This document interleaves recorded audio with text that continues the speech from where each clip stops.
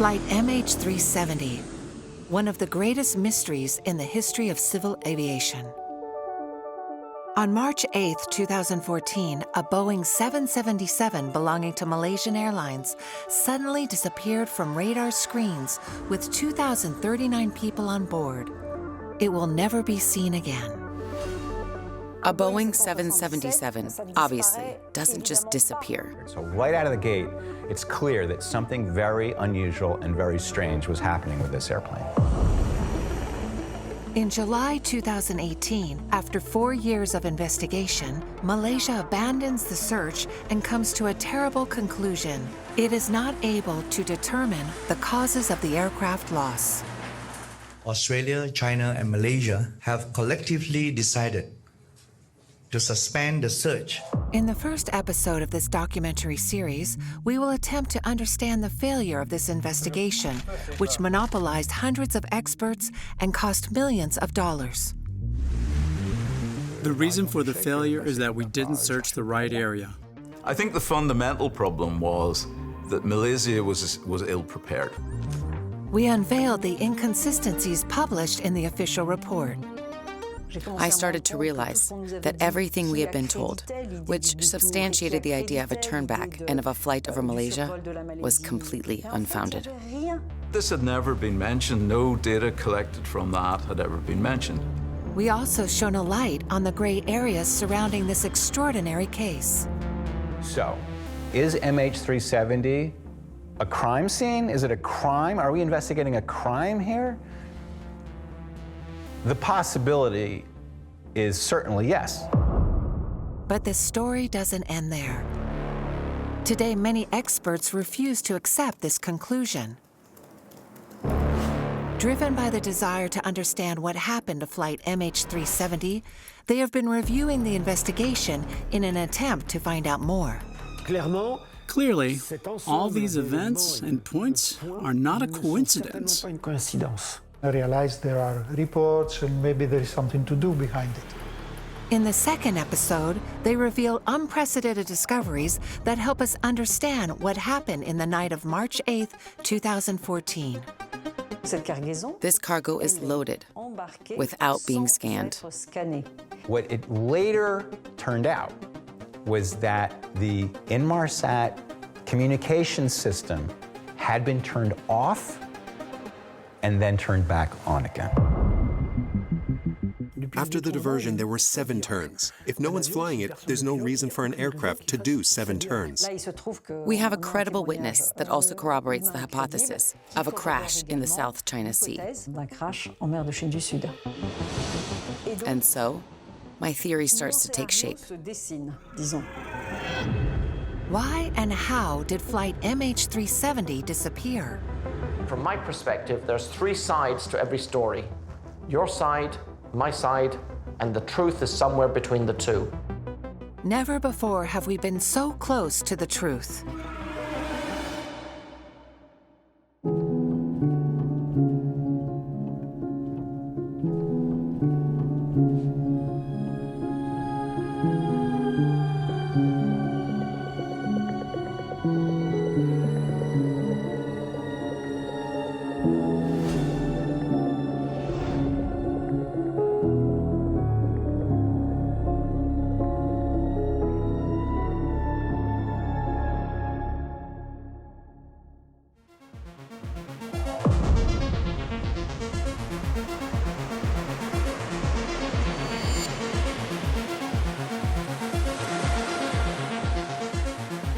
July 2017, in the middle of the Indian Ocean. For more than 3 years, Australian authorities have been pursuing the largest underwater search campaign in history. But after spending over 1,000 days at sea, exploring more than 120,000 square kilometers off seabed, or 3 times the size of the state of Mississippi, the investigators have to face reality. This mission is quasi-impossible. It is indeed a needle in a haystack, but it's even worse than that, because, in my opinion, it's a field of haystacks. First, you have to find the haystack that might hold the needle. We were faced with an extremely large area, like an arc of a circle off the coast of Australia that wasn't just a precise line, but a whole strip. And when you do the math, it corresponds to a totally gigantic area that had to be searched. Unfortunately, with all the ships that were in that region doing the searching, we still were not able to locate the aircraft, which, quite frankly, is not that surprising considering the scale of ocean that had to be searched. How can they continue spending so much money without being sure of finding the wreckage? In July 2017, the authorities make a difficult decision and put an end to the search for Flight MH370. And in the absence of credible new evidence, Australia, China, and Malaysia have collectively decided to suspend the search upon the completion of the 120,000 square kilometer search area. A year later, Malaysia publishes the official report of their investigation in which they acknowledge their failure. Despite 4 years of work, the mystery seems unsolvable. To their great despair, the families of the victims have obtained no answers.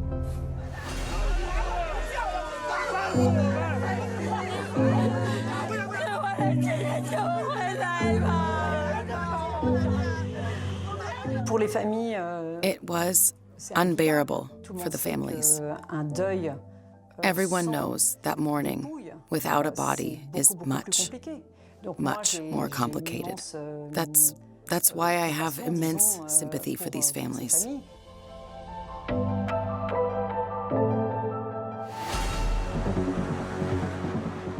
While the nations in charge of the investigation seem to give up, several voices around the world make themselves heard with one conviction: it is essential to understand the reasons behind this disappearance. We should not sustain the idea that we can lose an aircraft, okay? So there's a couple of thousand people who are going to bed every night, waking up every morning, and they don't know where their relatives and their friends are. And I think that is something that should be closed as well. That matter should be closed. The reason why it failed is that they didn't look in the right place. The area was so vast. A number of assumptions were made about the trajectory of the aircraft. They defined an area, they searched, and found nothing, which means the wreck was elsewhere. I do believe that the aircraft will be found. We've just got to try harder.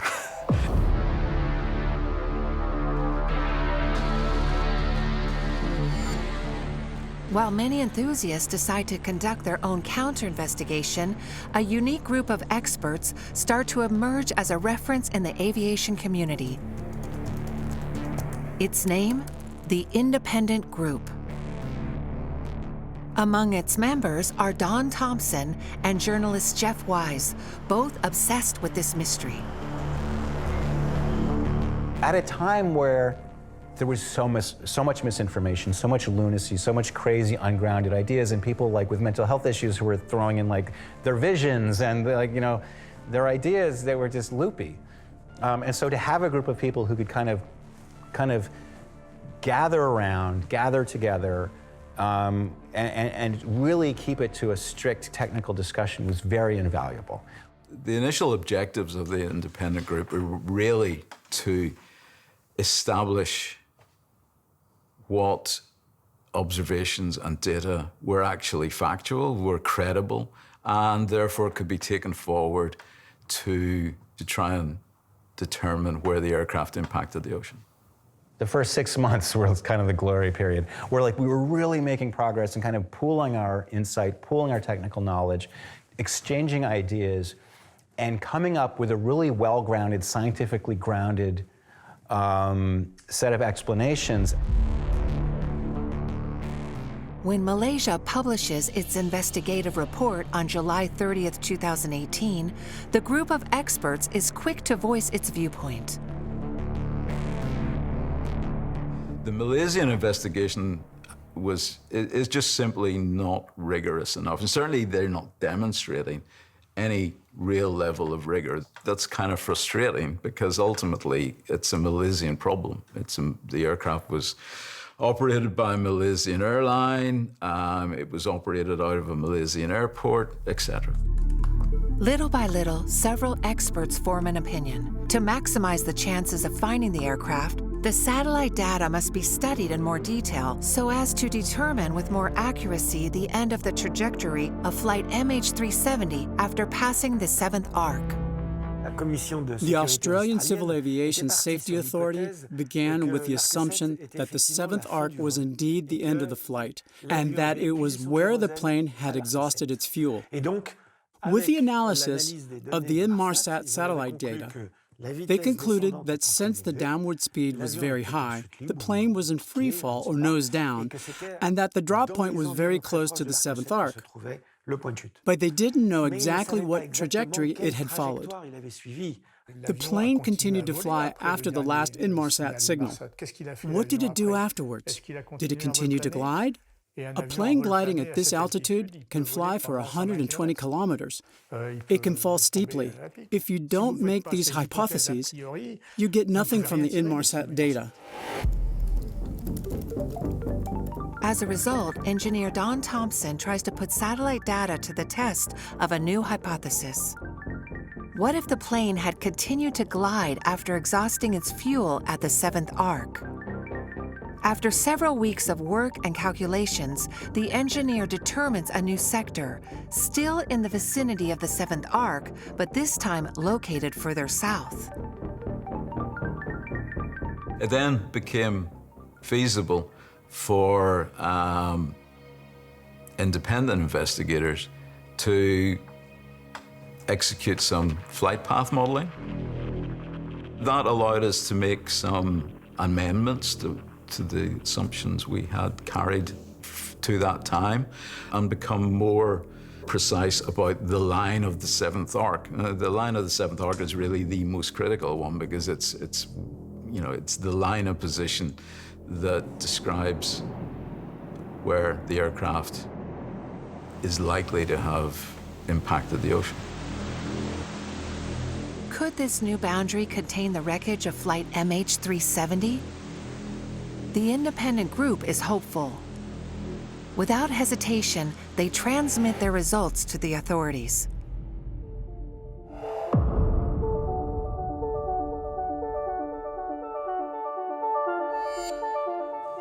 In the Malaysian capital, nearly a year after throwing in the towel, the authorities make an unexpected announcement. The search will resume. This time, they will be led by the American company Ocean Infinity.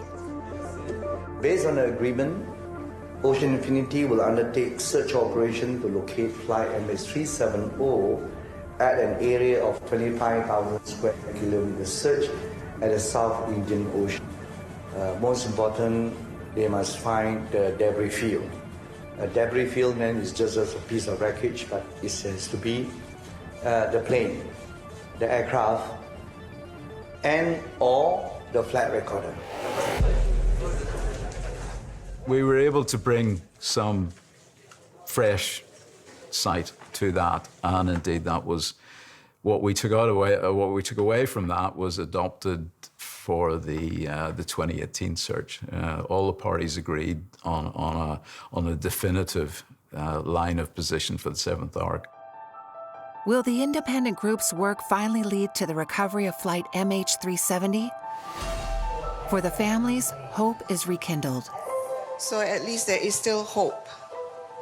You have not given up, and neither have we. All right, so we are thankful for the government of Malaysia to say yes, lifted the suspension and started the search again. Hopefully at the end of the day, we can put it all to rest. On January 23, 2018, new searches began in the South Indian Ocean. A state-of-the-art oceanographic boat is dispatched to the site with the greatest experts on board.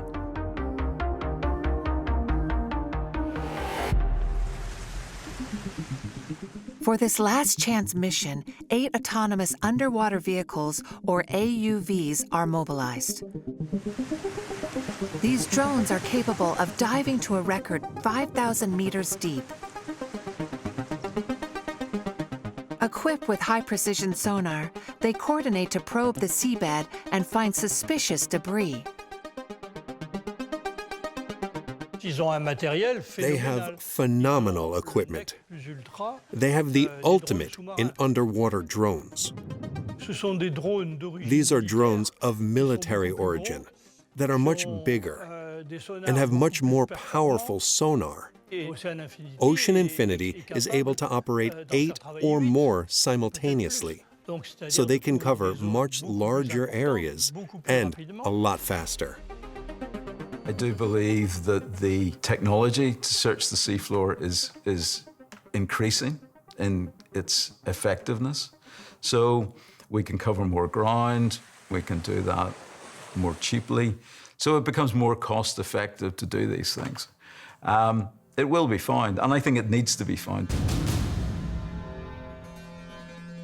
But despite 90 days of hard work in the Indian Ocean, Flight MH370 remains without a trace. The new area demarcated by the independent group yields nothing.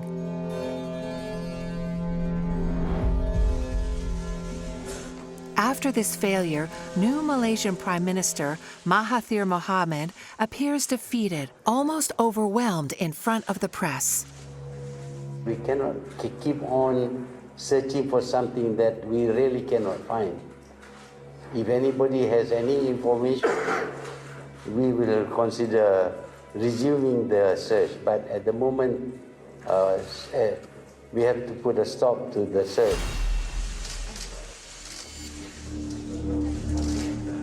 Despite state-of-the-art technology and high-level scientific work, the wreckage of Flight MH370 is nowhere to be found.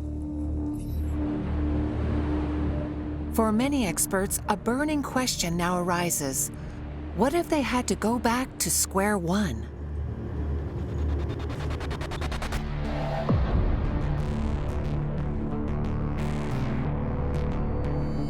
Between Hong Kong and Paris, investigative journalist Florence Duchangi works tirelessly to understand this case.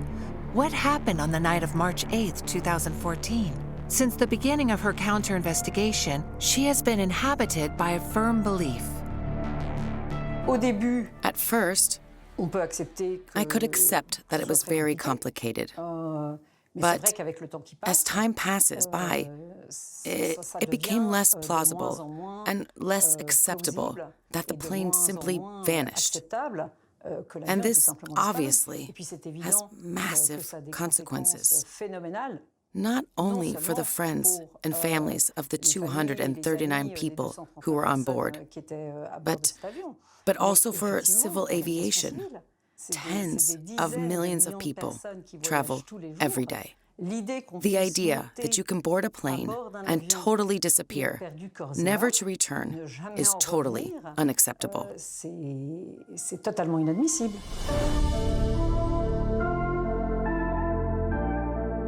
Where have the Malaysians failed since 2014? One by one, the journalist re-examines all the clues of the official investigation, starting with the Inmarsat data. What if it is misleading? Is it possible that investigators relied on it too much in their search for the plane? You really have to be aware that the official version is based exclusively on the Inmarsat data. We're talking numbers and letters on a piece of paper. And it's on the basis of these tenuous signals, to say the least, that they claimed with certainty that the plane had crashed in the Indian Ocean. I mean, come on, seriously?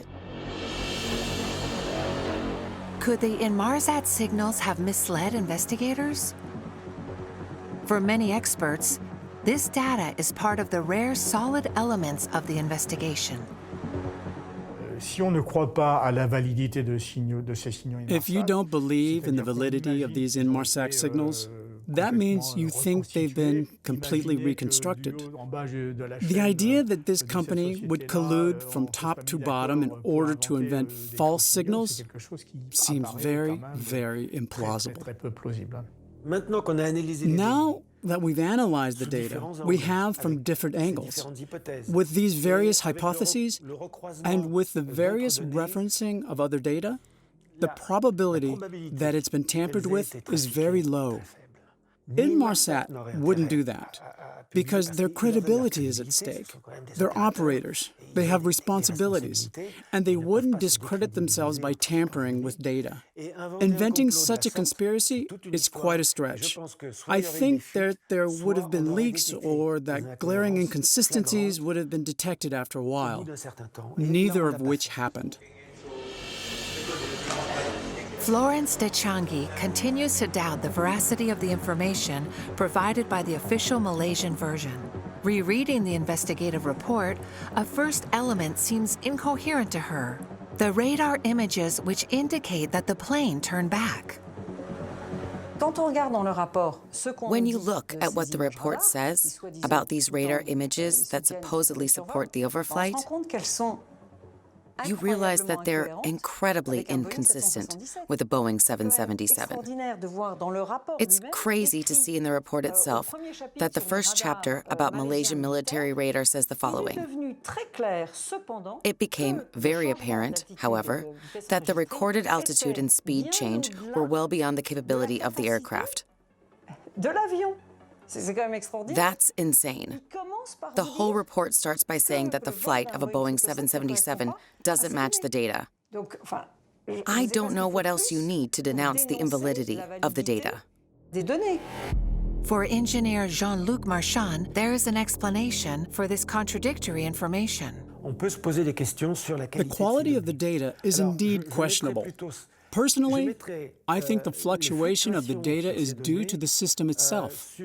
We're not sure that it was well calibrated, that it was regularly running well, that the maintenance was done properly, or that the signal processing was clean enough to rebuild the echoes well.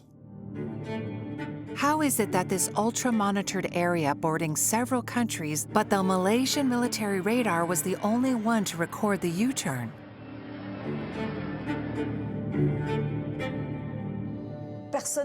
No one saw the plane over Malaysia.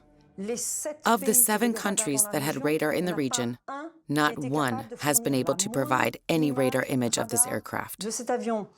None of the fleets present in the area, whether American, Thai, or Singaporean, especially since there were military exercises, no one had the slightest trace of this plane.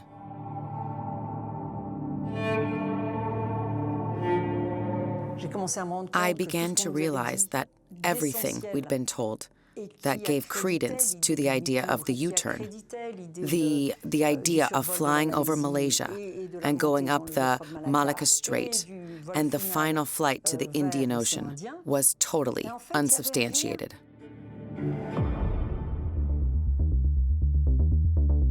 Little by little, the reporter becomes convinced.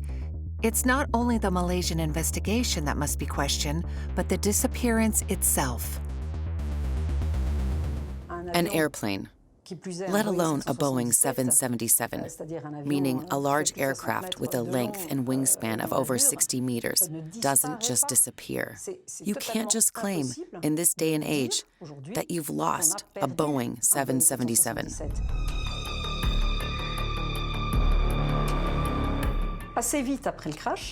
Soon after the crash came the reaction of Tim Clark, Sir Tim Clark, the president of Emirates, one of the biggest and best airlines in the world, with the largest fleet of Boeing 777s. He was the first to say loud and clear that he didn't believe a word of the story, because a Boeing 777, which his company has more of than anyone else, doesn't just disappear. And it raises concerns that someone with such experience, expertise, status, and credibility would stick their neck out and alienate everyone else by saying loud and clear that this story makes no sense. How could Flight MH370 be lost? What if a military operation was actually behind its disappearance? Little by little, Florence de Changy built her hypothesis.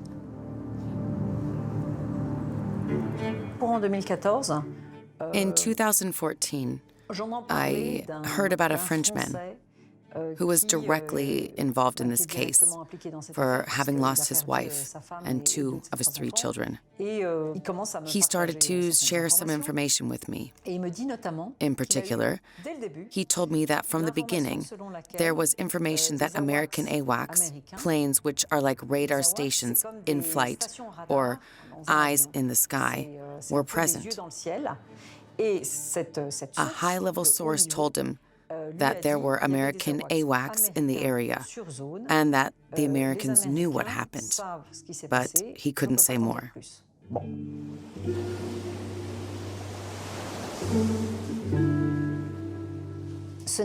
Years later, I met someone about the investigation who was very familiar with AWACS, but who didn't know what I knew. He mentioned that the American AWACS have a phenomenal jamming capacity. I don't know if I had a light bulb moment immediately, or if it happened thinking back to this conversation and rereading my notes. But in any case, I finally understood the meaning and importance of the AWACS that were present. I know they were there. I had just learned from a very reliable source that the AWACS have a phenomenal jamming capability. Therefore, the AWACS jammed Flight MH370. According to the military experts we consulted, this hypothesis seems implausible. First, while these aircrafts do have electronic jamming capabilities, they don't have the means to completely remove a Boeing 777 from radar and cut it off from all means of communication without affecting the entire airspace in the area. In addition, the maximum speed of an AWACS is 870 kilometers per hour, but Flight MH370 flew at a speed of 950 kilometers per hour. Tailing it was hence impossible. Despite these technical elements, the reporter explains herself. That's how my scenario started forming, to put it that way. Looking closely again at the official report, I also saw there were 2.5 tons of electronic equipment. This electronic equipment was escorted to the plane on the same evening when the passengers boarded. That's something unheard of. Moreover, this cargo was embarked without being scanned. Something like this never happens. It's totally impossible. An airline should lose its license for taking on board 2.5 tons of anything, as we don't know what it was, without having scanned it. The Malaysian investigation report, however, specifies the contents of this cargo: lithium batteries made by Motorola. Also stated is the fact that the cargo was not scanned at Kuala Lumpur Airport because it was physically inspected by the company in charge of its transport, mass cargo, and checked before being transported under the seal to the hold of Flight MH370. Despite this information, Florence de Changy continues her counter-investigation in search of new elements. I remember the testimony from someone who had contacted me with utter conviction. not to mention relentlessness, to tell me that he swore to God that he had seen footage on Vietnamese television showing the plane being recovered the very day after the crash. So, we have credible human testimony that also corroborates the thesis, or the hypothesis, rather, of a crash in the South China Sea.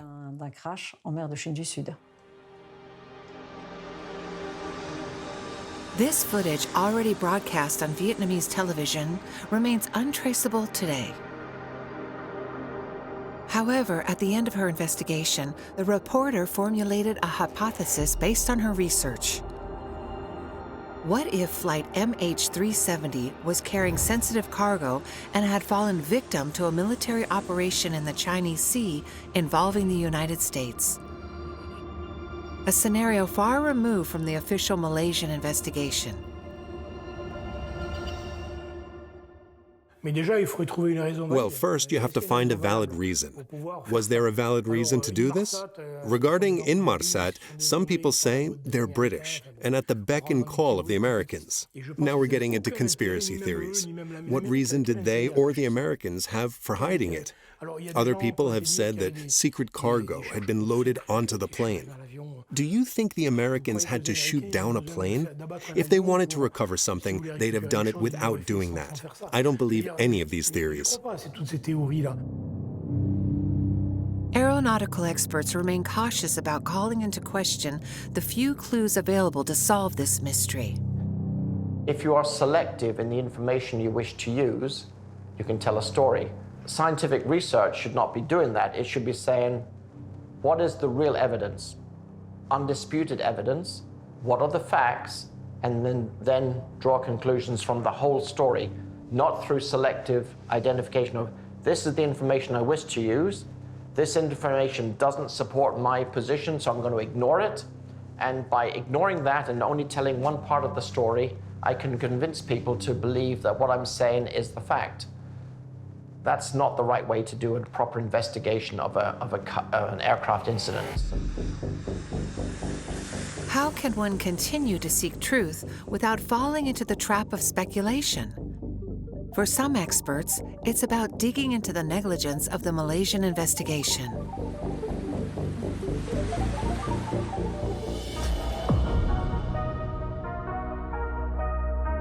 In Belfast, Northern Ireland, Don Thompson tirelessly pursues his counter-investigation, looking for new credible clues.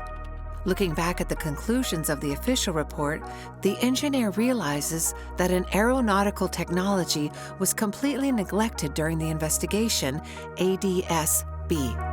ADS-B is a very useful technology. It's been used across the world, and it's a significant tool in the future of air navigation. That is typically GPS, a global navigation satellite system. Around the world, the ADS-B station network receives and records aircraft flight data and redistributes it to control towers in the area. This technology allows aircraft controllers to see the aircrafts on their radar screens. It's actually providing the same level of surveillance data as modern radar systems do, but it includes the actual position of the aircraft, the definition of the position of the aircraft. But Don Thompson is surprised that this data is entirely absent from the official report. With further research, he makes a discovery.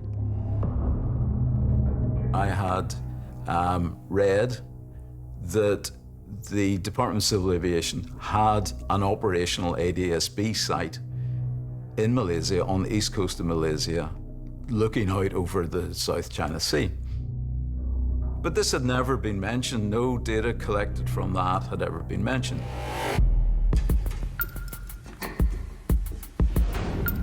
In Malaysia, 4 ADS-B stations did record data related to Flight MH370. Yet none of the 1,000 pages of the official report mentions it. Very quickly, Don Thompson tries to recover this data from Malaysian Civil Aviation. The next day, I had an email with a log of about 4 hours worth of data from that ADS-B station, about 6 million records of transmissions from aircraft, including MH370. The engineer delves into this data and learns of a fundamental element pertaining to the disappearance of Flight MH370.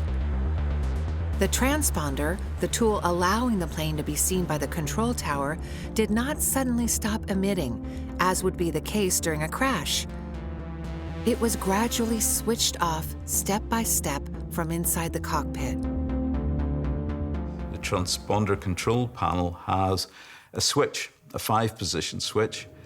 At one extreme of the 5 positions, it's fully functional. At the other extreme, the transponder is instructed to go into standby mode. So what I believe has happened is that the transponder mode select switch was being cycled from fully operational down to standby. We realized that it had indeed been shut off manually because there were several positions on the button, and each one corresponds to a piece of information. Since this information was gradually removed, it's almost certain that a person voluntarily turned the button of the transponder to standby.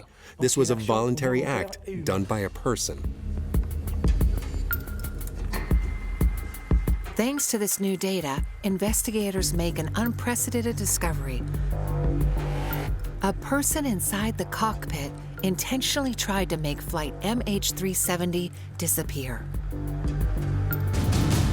I saw a plane that turned off its electronics, did a 180, and hightailed it in the other direction. Right off the bat, that tells me that it's not an accident, that it was intentional, and that whoever did it knew what they were doing. And to me, that suggested intent, and it suggested sophistication. Who among the 239 people on board could be behind this hijacking? On March 16, 2014, 1 week after the loss of Flight MH370, Interpol cleared all passengers on board the aircraft from suspicion. Once the possibility became apparent that somebody on the plane took it, it became very interesting, okay, who was on this plane? Who might have done it? And so one of the first things the authorities did was to put out word to all the countries whose citizens were on board the plane and say, can you check these people out? And everyone came back and said, yep, they're fine. As evidence of a hijacking accumulates, how can one go further? For the experts continuing this counter-investigation, the time has come to explore an essential lead, that of the pilot of Flight MH370.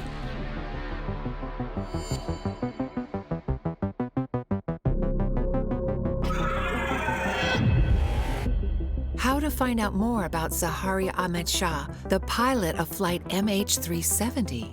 In 2019, Patrick Blaley, himself a plane captain, came across a major piece of information, the confidential investigation report of the Malaysian police.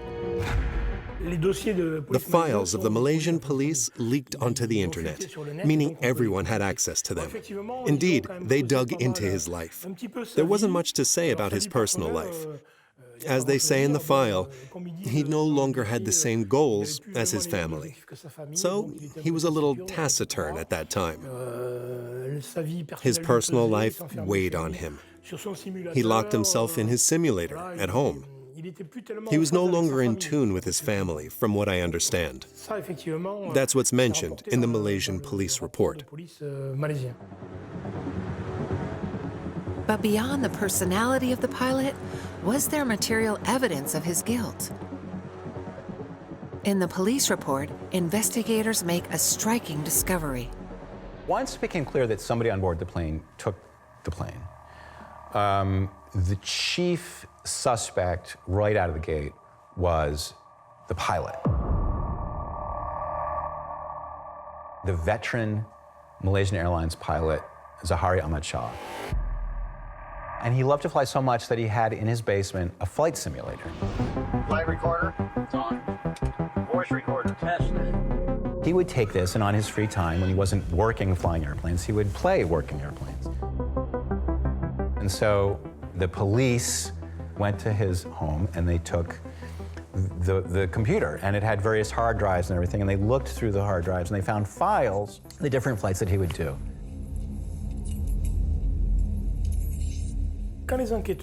Investigators looked at his hard drive and extracted the data in the memory cache. They found 8 coordinate points.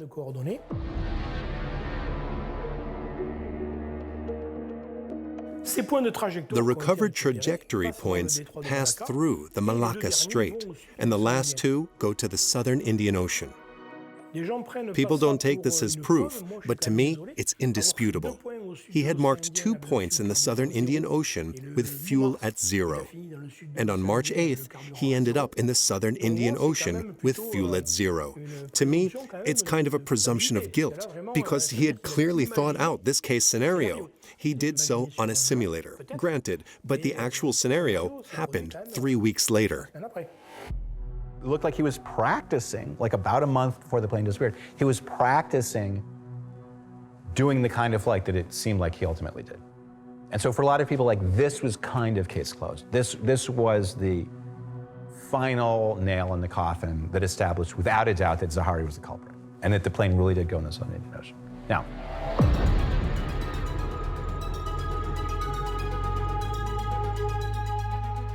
manual shutdown of the transponder, simulator training over the Indian Ocean. The noose tightens around the pilot, who seems to have intentionally vanished with his 239 passengers. But how could this hypothesis be put to the test in the field?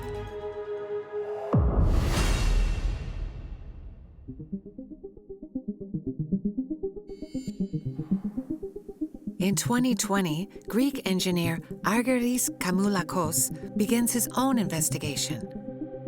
His objective, to try to find out more about the crash thanks to the debris of the plane found in 2015.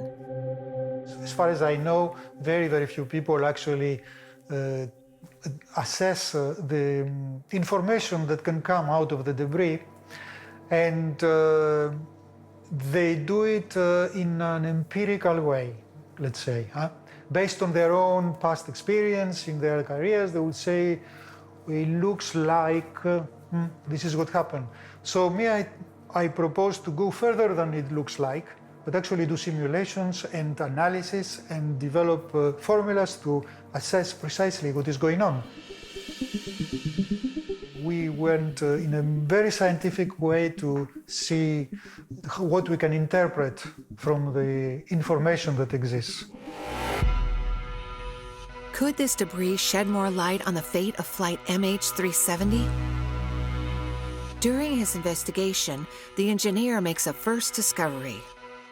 We know that there was no cloud of debris that was discovered. Maybe we missed it? Maybe we arrived too late? Maybe most of it sank? But yet, those who survived and they floated around and they arrived years later on the coast of Africa should have been from all sides. It's not the case.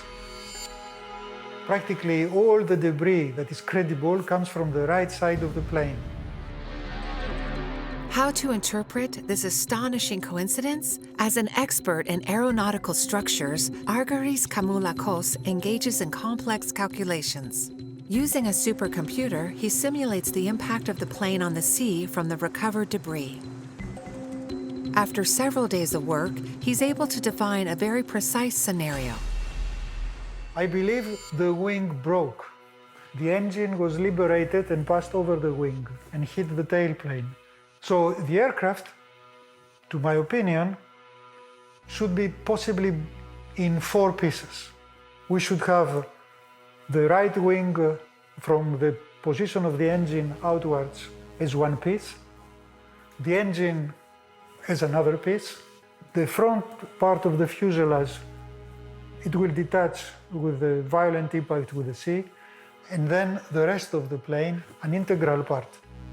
This is what I think the wreckage could look like.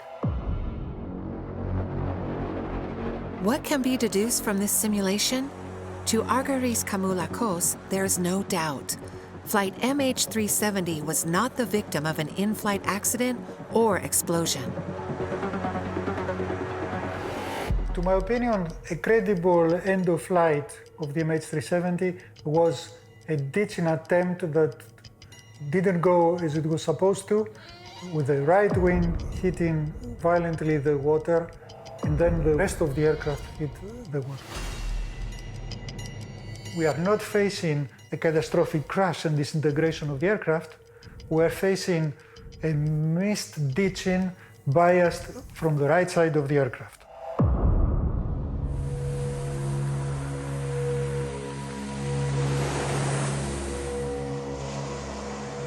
To this engineer, the analysis of the debris is clear. There was someone at the controls of the plane until the very last second.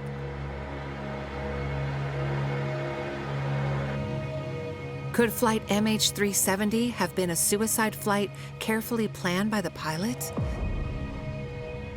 This scenario is not impossible.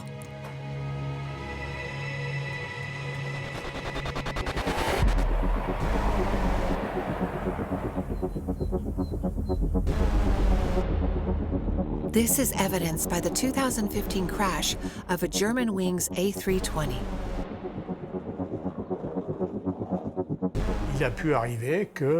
Some pilots have committed suicidal acts before. Unfortunately, there's an example close to home. The Germanwings accident,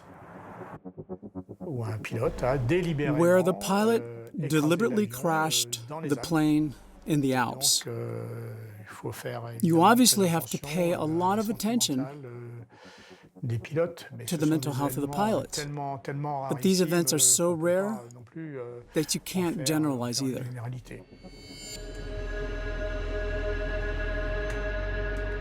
But if it was indeed of suicide, taking all the passengers with him, why did he fly incognito for 7 hours? Why orchestrate everything so carefully that the plane would never be found? I think he wanted to disappear. He wanted to vanish from the face of the earth with his plane and his passengers and never be found. He wanted to disappear without having the responsibility put on his shoulders. It's understandable, because afterwards, his family would have suffered the consequences. His family would have been told that their father killed 239 passengers in the depths of the Indian Ocean. I think his family would have taken it very badly, and understandably so. I think he didn't want to leave that image behind. So, if it was indeed a suicide, why didn't he do it in the morning when he left home? It's the same thing with Germanwings. Andreas Lubitz should have crashed his car into a wall or a tree, but he didn't. He wanted to die at the controls of his plane. I think that Zaharie Shah wanted to leave with his plane to a place where he would never be found. But unfortunately for him, he forgot two things. First, he had left the simulator with the famous traces that we found, the 2 coordinates. And second, Inmarsat. He didn't know about the traceability that enabled us to reconstruct arcs. And thanks to these arcs, we were able to put together the trajectory. So he thought of everything except 2 things, the arcs and his simulator, from which he didn't erase the data.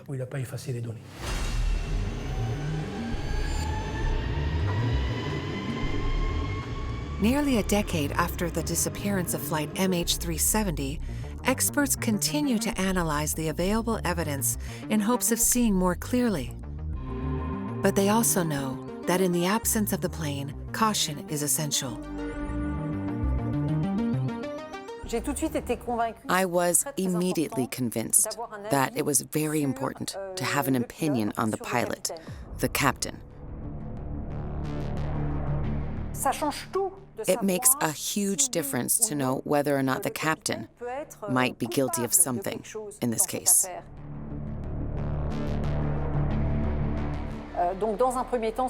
That's why I decided to meet with his relatives. One of the very important meetings I had was with his older sister, Sakinab, who told me about the little brother whom she loved and about his life journey. I realized that, on one hand, the man, the captain, was a good man, and on the other hand, that it was wrong to accuse the pilot. I think we need to be careful in terms of placing blame on individuals when we really don't know what happened. To accuse someone of being suicidal and homicidal, that is a major accusation, and we don't have conclusive evidence that that is the case. I think it is a possibility, but I also don't want to make a strong assertion that that is what happened, because the fact is we don't know. Will we ever find the precious black boxes of Flight MH370? Looking for a plane in the Indian Ocean is like looking for a needle in a haystack. It is. But technology will continue to evolve. The company that looked for the wreckage in 2018 has announced capabilities for next year that are almost 5 to 6 times greater than they had before. So, I'd say maybe 20 years from now, we'll have automated systems to scan the bottom of the oceans. And if we start by the area near the 7th arc, we're bound to stumble upon it. The truth is, until we find that aircraft, we will never truly know what happened to the MH370 flight. Today, the families of the missing continue to lobby the authorities to resume the search for Flight MH370. Along with independent experts, they represent the only line of defense against the abandonment of one of the most complex aeronautical investigations of the 21st century. They all know that the only recovery of the black boxes could make it possible to determine whether the truth lies somewhere among the hundreds of theories formulated so far.